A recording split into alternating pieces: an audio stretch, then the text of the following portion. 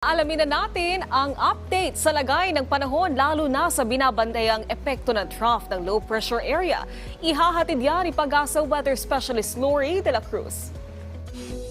Magandang araw sa ating mga kababayan. Narito ang latest mula sa Pag-asa. Patuloy pa rin ang mga pag-ulang inaasahan natin sa Northern Mindanao, Sorsogon, Caraga, Davao Region, Central Visayas, Biliran, Samar, Eastern Samar, Southern Leyte dahil sa epekto pa rin ng trough ng low pressure area. Yung LPA po na ito ay nasa labas po ng ating bar, pero yung buntot niya ay nakakaapekto sa malaking bahagi ng Mindanao at ilang bahagi ng Kabisayaan.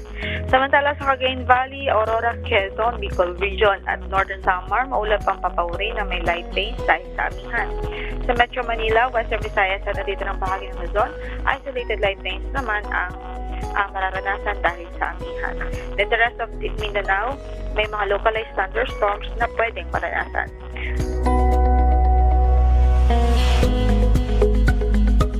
Gayunman ay nakataas pa rin ang ating gale warning sa eastern seaboard ng Southern Luzon at eastern seaboard ng Visayas, maging sa eastern seaboard ng Mindanao.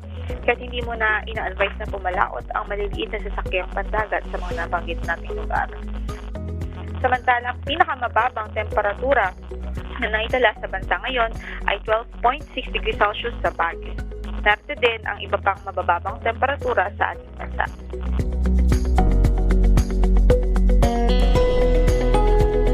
Narito rin ang ating 3-day weather outlook sa ilang mga lugar o mga pilang lugar sa bansa.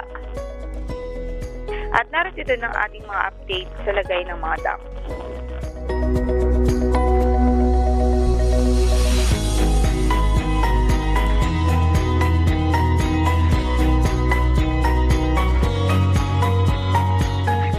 Yan ang latest mula sa Pag-asa. Ito po si Lori de la Cruz.